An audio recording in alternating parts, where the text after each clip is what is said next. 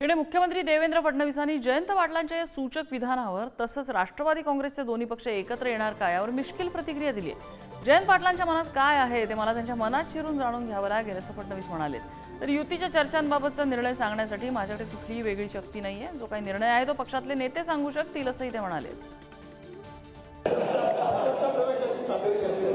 मला जयंत पाटलांच्या मनात मला शिरावं लागेल